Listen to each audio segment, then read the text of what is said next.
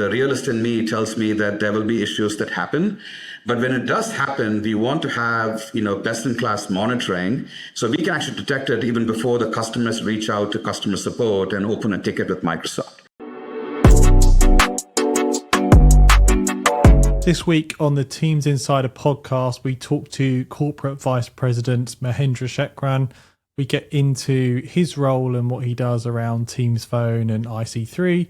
We talk about the differences between IC3, ACS and Teams and how all those things connect.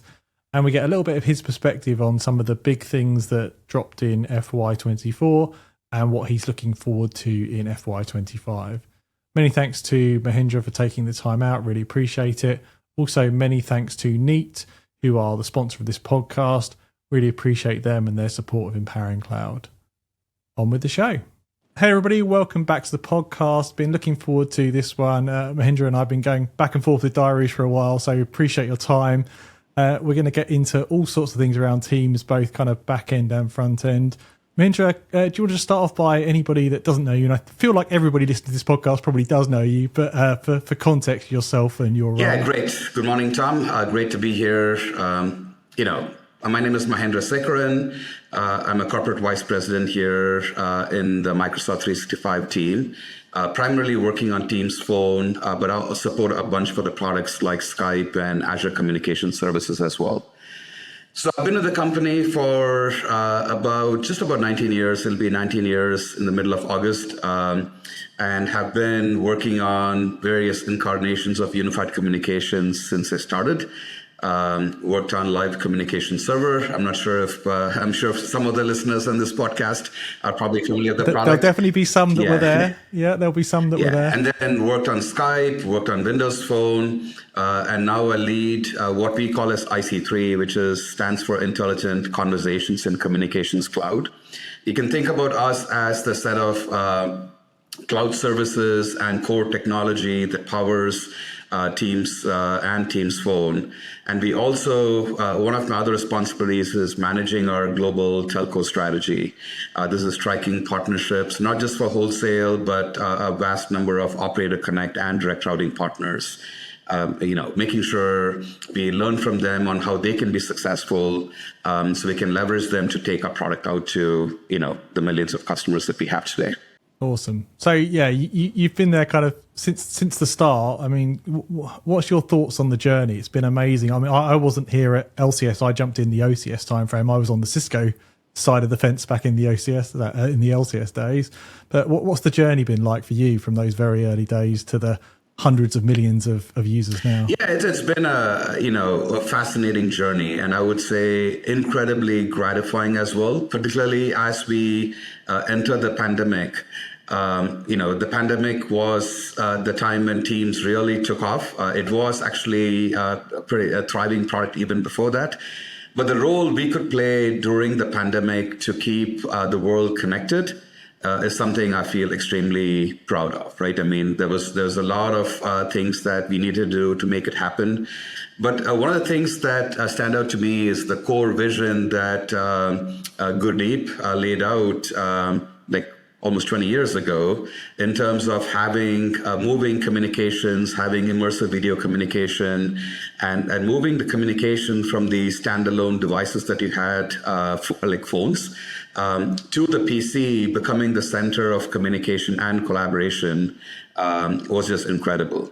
It's amazing what an accelerator the pandemic was, wasn't it? Like, it felt like we were getting there with Skype for Business. You'd say to real people, it'd be like Skype Consumer, but in the enterprise, and then Teams. Everybody knows what it is. Like any normal person knows what Teams is now. So it's a big jump into everybody understanding QC and collab and cloud. For sure. The joke that I make is, in the past, when I used to say I work for Microsoft, people often say, hey, my PC has this problem, and they expect me to be their tech support to fix it. And now when I talk to people and they hear that I work on Teams, they have a lot of feedback about, hey, we want this feature. On my Mac, it doesn't work great. So it's incredible to see the reach that we have with the product. And the brand value that we've earned with this product as well. So incredibly humbling. And awesome. Yeah, no, it's amazing. So take us through. So people might have heard IC3. It sometimes comes up in like blog posts or in conversation. But how does IC3, Azure Communication Service, and the Teams product, how do those three things kind of interrelate? And have I missed anything that's worth talking about there? Yeah, no, that's a great question. And, to the world, we are the Teams product because that's the product that our customers get to touch, that our admins get to play with, whether it's through the admin center or through the APIs. But if you want to just build on the old school client-server analogy, you can think about IC3 as the server/service that's powering the Teams experience. And the reason we have, organizationally, we have IC3 as a separate organization from Teams is, if you think about the vision behind the substrate, the substrate is our common set of cloud platform that powers all the productivity software, whether it's Word, Excel, PowerPoint, SharePoint. All the content and intelligence comes into the substrate, which is why we're able to provide a very unified experience, like your most recently used files, like on Word and PowerPoint. It's all done through this common platform. So we think of IC3 as building on the core substrate, but kind of being the communications collab platform for the company. And it involves a lot of microservices that actually support not just Teams, but it also supports a Skype consumer product as well. So we have a shared infrastructure and cloud service that powers these experiences. So we have a set of microservices for calling, a set of microservices for messaging, a set of microservices for meetings. So you should think about IC3 as the core platform and technology, along with the media stack, like the media technologies, whether it's all the new codecs being built, all happens within IC3 as well. And we take that, and if you, to your question, Tom, about where do Teams and ACS fit in, Teams is the experience, is where our experience lights up, where, like all of you know Teams, where the chat experience, the collab experience, the meetings experience, the calling experience, they all light up in Teams.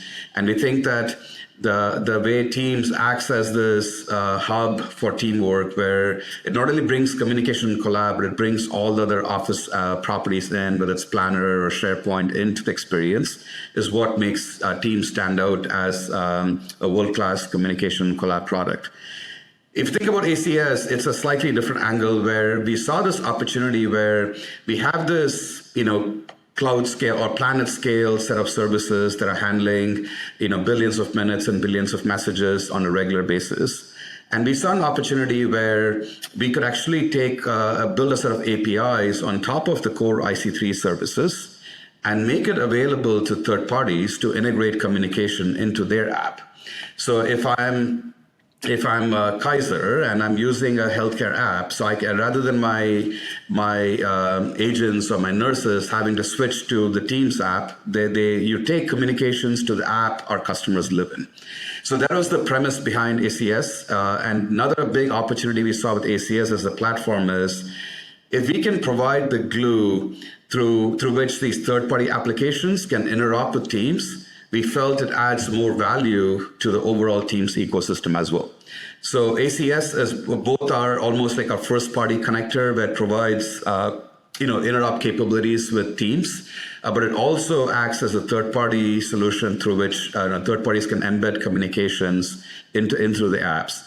Or if I'm an Azure app developer, I want to be able to send SMS notifications for whatever app I'm building in Azure. It provides this alternative through Azure where we can actually provide phone numbers and SMS capabilities from within the cloud. So you can think about Teams as a first-party product. Yeah, great to understand how those fit together. Yeah, and ACS almost as a third-party extender and first-party interop. So if I'm somebody building or owning a line of business application, I can bring the same foundation that's powering Skype Consumer and Teams in as my embedded video platform, or I can use it as kind of an interop between my app experience into a Teams experience. Correct. And then more often than not, what we do see is we have a set of people who live in these line of business applications, but a good portion of the company may still use Teams for their primary communication. And having this interop capability almost becomes a necessity. So they're able to talk to their subject matter experts within the company seamlessly as well. That's awesome. So you've got this kind of planet scale, I love that phrase, like platform. One of the challenges, I think, is you've also got PSTN connectivity. So you've got all the traditional telco world as well, and connecting those two worlds. Can you talk us through that? Because I feel like that's one of the most interesting areas, and it comes into obviously Teams Phone as well. Yeah, so we think about PSTN connectivity just as another cloud connectivity option. So I don't know what the latest number is. You probably know this better than I do. I think we have 35 countries where we offer calling plans, and we have like over 90 operator connect partners. And 97 now. So 97. Okay, got there. Okay, yep. Good. I know you keep count of it. I watch it carefully. So first maybe I'll just touch on what does it mean for us to be offering a service in 35 countries, like first-party calling plan service. This means Microsoft is a regulated telco in these 35 countries. This means there are people in my team who are working with our legal team, working with local regulators, to make sure that we are following all the compliance, whether it's reporting for outages, whether it's our taxation. There's all these nuances that from a telco perspective that we need to, like if you're a regulated telco that you need to handle, that a good portion of my team basically manages. So we often refer to us as almost like a global telco. Like I don't know if there's too many other telcos that have as global a footprint as we do. And second, we also take our same cloud services and provide an easy mechanism for third parties, because we feel like, we want to provide the convenience of calling plans to our customers, because if I'm a small business, it's just this one-stop shop where I just buy Office 365 from Microsoft. I need like 5 phone numbers for my employees. I just buy it right there and I'm good to go. But we also see a massive opportunity where we want to build on the strengths of our partners, whether it's your Verizon or BTs or Telstras of the world. They are the telco brand in their local regions, and customers gravitate towards them to buy phone numbers. But providing an easy mechanism for them to attach their core strength, which is connectivity, to the collaborative and productivity power of Microsoft is what Operator Connect unlocks. And of course, you can accomplish the same thing through direct routing as well. So we have, we don't have any preference for calling plans. We have this bring your own trunking is what we used to call it initially, before it was branded as direct routing and Operator Connect, where we want to, leverage the strengths of our partners and to be able to take the solution to our customers. And yeah, it's great to have all those options on the table, because I get to work with different enterprises, and there's always different fits. Some of them still need, they need coverage outside of the OC countries, so they need direct routing or SBCs. They might need local SBCs, and as you say, like small office, they might just be click calling plans done, so they can mix and match to hit their global requirements.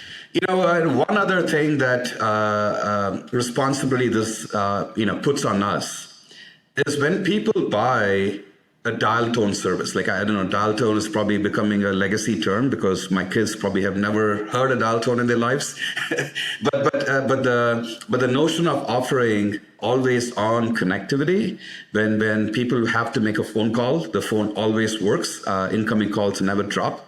It puts an increased onus on us to deliver carrier grade reliability. So I'm incredibly proud of the work we've accomplished over the years to move from 3 nines to 4 nines to now 5 nines reliability. I would say, like every semester as we go through a planning cycle, the focus on fundamentals continues to be pretty massive. We spend a good chunk of our resources on how do we get better at the reliability of our system. Because one push I have on my team is having this notion of 0 customer reported incidents. What that means is, one, it'll be great if you have no incidents, but the realist in me tells me that there will be issues that happen. But when it does happen, we want to have, best-in-class monitoring, so we can actually detect it even before the customers reach out to customer support and open a ticket with Microsoft, where we are proactively able to detect issues and mitigate them, right? So over the last year and a half, as Gen AI has become more mainstream, we've done a lot of amazing work, leveraging what we call as AI ops, where we've been able to streamline, ticket routing from support to engineering. We've been able to cut that by half. So we can actually use LLMs to look at the problem the customer is reporting, provide resolution automatically through our knowledge base and troubleshooting guides that we have, or when it gets routed to the right engineering team, because it reduces the time the customer has to wait, reduces the time you waste on one engineering team looking at it and saying, oh, it's not my problem, some other team has to look at it. Ultimately, so we call this metric as time in engineering. We've been able to continuously drive improvement in time in engineering over the past 2 years. So I'm super proud about the work we're doing. We're not only just doing, the stuff that you would expect us to do, but also leveraging, LLMs to make our job easier. So that's really, I guess the amount of data and logging and integration points and it must be crazily extreme. So having an LLM ability to consume that data and start to understand trends, understand anomalies, that must be really powerful. Absolutely. Otherwise, you just can't scale, right? I mean, when you have so many different carrier interconnects and so many partners connecting to us, and there's one customer, they may have direct routing, they may have calling plans, they'll have operator connect from 2 or 3 providers in different regions. How we get this aggregate view. And one thing that, I think one opportunity we have to still get better is how do we take all this intelligence and serve it to our customers too, right? Today, like in the Teams Admin Center, they have access to some amount of analytics. On the run state, they don't get as deep a dive as we'd like them to have. Like we do a lot of stuff through call quality dashboard, but we would like to actually provide a lot more feedback back to our administrators who are managing this product within our customers, so they feel empowered to have the next level of detail on how their users are experiencing the product. So if there's measures they need to take, they feel they have the right insights to take those measures as well. Yeah, that's another area where I'm really excited about AI is even CQD and the dashboards, they're great, but they're fairly technical, for sure. Certainly for your average customer. If we could have AI be like, here's where you should spend your time. It's this Wi-Fi on this site, or it's this egress point. Like you don't need to trawl through 30 Power BI reports. I'm just telling you what the thing you should spend your time on. I think that'd be really powerful. Absolutely. Like having those actionable insights, like you said, Tom, is super powerful. Yeah. Awesome. So you mentioned semesters there. We've just hit the end of the financial year and we're in the new financial year now. I'm going to ask you in a minute about what you're excited about for what's coming. But looking back at kind of last year, what stands out for you either in terms of kind of stuff your team worked on or developments? Well, you mentioned the 5 nines there as well. I guess that's one of them. Yeah, there's a ton to be proud about. We continue to make good inroads in terms of driving Teams Phone growth. We are at, I think our number. 20 million. 20 million users today. And we're also seeing this trend where, VoIP calling continues to grow as well. People for intra-business communication, the natural tendency is to have a chat and then hit the call button right there. So to some degree, that is also true phone system value, because in the past they were leveraging a PBX to make those calls, and now they're just using Teams to make those internal calls. So maybe if I were to pick 3 things that stand out in terms of what I'm proud about, one is just the continued focus on fundamentals. Like you said, the work we've done, and moving from 4 nines to 5 nines, people may think is just 1 9. But it's orders of magnitude harder to get from 4 nines to 5 nines. Just one more digit. That's right. Don't worry about it. So the amount of hard engineering that goes in to be able to make that commitment is something I'm super proud about. And also the continued focus around security to make sure customers can trust us with their data, and being able to deliver on this core promise that we make when of trust that customers have in us is like something that that's something I feel great about FY24 as we now that we're in FY25. The second thing I would say is we continue to grow through our operators. Our operator channels have become more successful. The growth of Operator Connect, the growth of Teams Phone Mobile is something that I'm also incredibly proud about. There's a lot more opportunity there for us to continue to grow that, because I feel like, one of the things that we lack is There are a few underserved communities when it comes to technology. Like if you're a very small business, or if I'm a frontline worker, these make up significant portions of our working population in the world. But they haven't been able to fully leverage technology to, do their job more efficiently or be more productive, right? Most small businesses just rely on their mobile phone.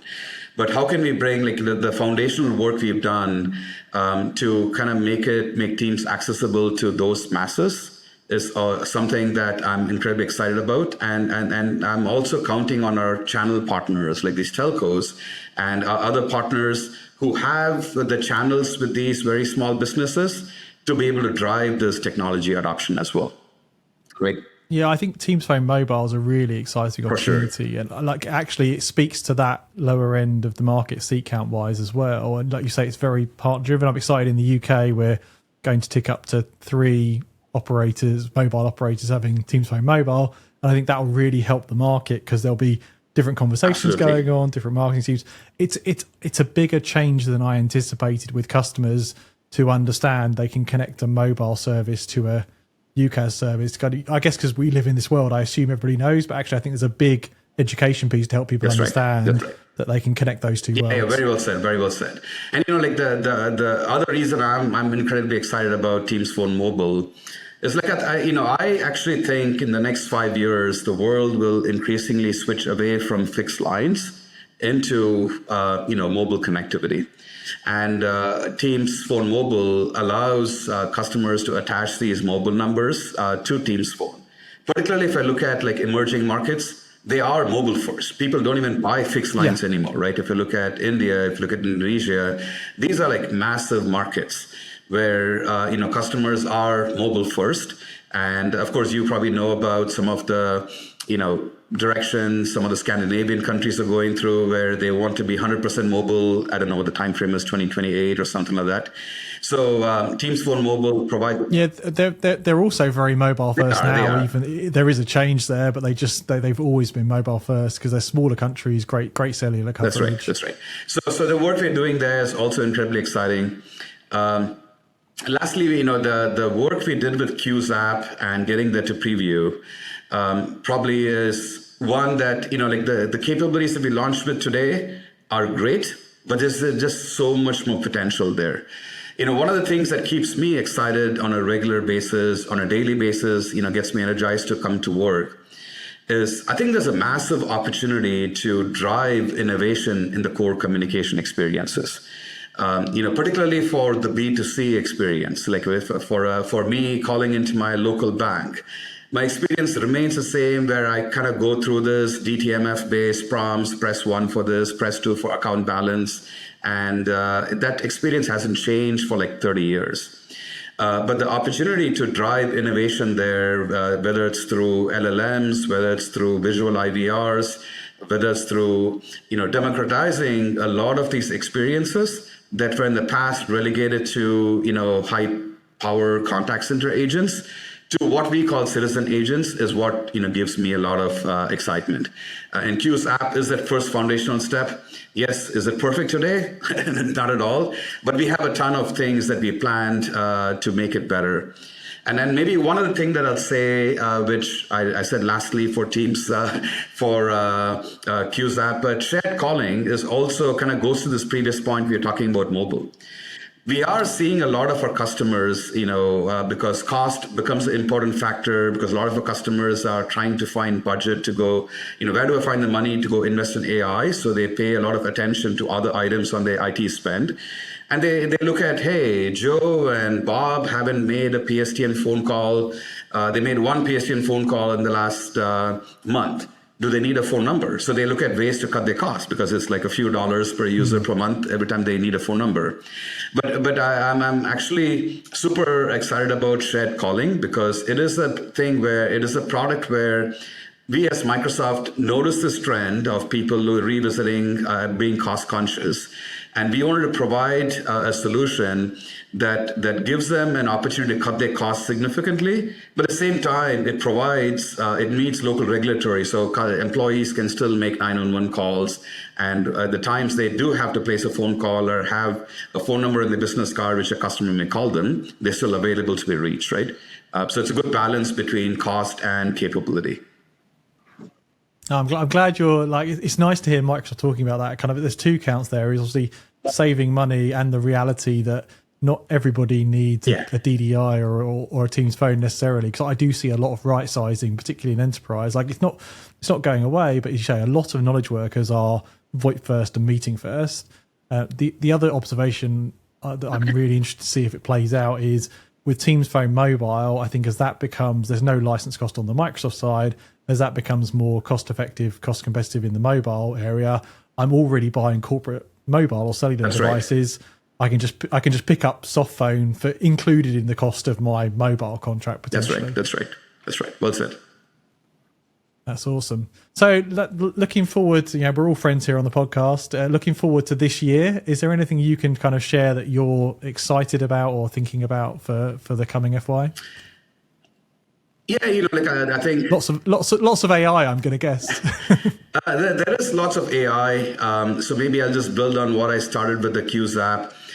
You can expect us to deliver a lot more experiences that leverage AI to not only enrich the B2C experiences through Qs app, but also you can expect us to infuse AI into the core calling experience.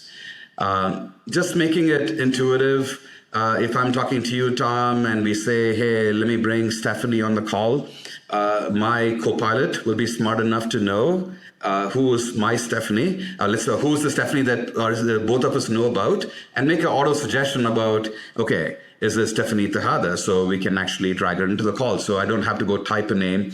So it's just shaving off those few seconds for every action people take is what we see as overall massive productivity booster, right?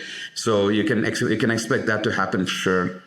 The second thing I will say is, on the telco side, you can expect us to continue to come up with simplifications on that experience. Whether it's, one common feedback we hear is, hey, your delegated administration is not great. If I'm a partner, I don't have a great way of managing the solution on the tenant's behalf. So that you can expect a lot of course, AI goodness, as well as, delegated admin capabilities. You've probably seen some of this with the work we announced for admin units, but we'll continue to make that better so our partners can easily manage the product as well. Lastly, that's really exciting for partners, I think, to have that opportunity to help their end customers in a constrained way. Like my telco doesn't need global admin, but I might want them to do that's right. Just have delegated voice admin. Absolutely. Lastly, one missed opportunity that I feel like we haven't done a great job is when I talk to customers about, hey, what's your, why are you still on this PBX that you've had for like 10 years, 15 years? And they say usually two reasons. One is, that's really not on the top of the priorities from a IT perspective because they have other burning priorities and the phone kind of works. They do see the value. They want to move to the cloud, but they just don't know where to start. So there is a lot of complexity in understanding their current telephony estate. What do they need to do? What is the phased manner they can go do? There's a lot of partners out there who provide solutions to address that gap. But we feel that at Microsoft, we can actually do more in building in product capabilities to demystify the journey for our customers. Right. So you'll see us talk more about it in detail later. But just supporting this, phone adoption and simplification is another investment area that you can expect for FY25. Awesome. Appreciate that insight.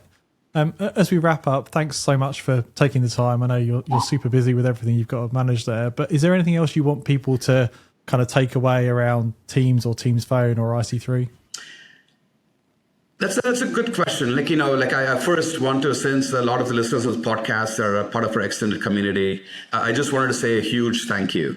What you do in terms of amplifying our value, advocating for us, and driving adoption with our customers is something that we are incredibly thankful for. So keep doing what you're doing. And I really also appreciate the feedback that this community is always open to sharing. I know Tom, you, and others are never shy about sharing feedback with us. It's that feedback that makes us better, right? I mean, to just probably quote one of our core cultures that we practice at Microsoft, it's the growth mindset culture. When we do something wrong. I'm so glad it is well received. Right down your team and the team's product team. Like, people want to do the best they can, and they want the feedback, and it is well received. Yeah, I appreciate that. Lastly, I'll probably say that, I'm incredibly excited about the opportunity we have in front of us in modernizing communication for the world. Whether it's building on the hundreds of millions of existing Teams Phone users, whether it's breaking into new segments so we can actually serve some of our current underserved segments like frontline workers with better technology to make them more productive. One thing you can always count on us at Microsoft is, we'll continue focusing on our fundamentals. You can count on us to continue to deliver innovation, and we'll keep making the product better. We work amidst a lot of great products. Our competitors are pretty strong as well. They have great products, but competition is what makes the products better. And us listening to our customers, we try to focus more on our customers and obsess more over our customers than our competition. So you can count on us continuing to obsess over what our customers want and tailoring our product to make it the best product for them. It reminds me of a quote somebody had, technology becomes very powerful when it blends into the background. You can think about Teams Phone as this product. Anytime you want to communicate with somebody, it is there for you. You don't have to worry about, how to use it, and it'll just make you connect with the world better. So, last week I was talking, we had an all hands meeting, and my boss asked me, hey, what is your one-line mission for the future? And my response, it was just the first thing that popped in my mind was connecting the world.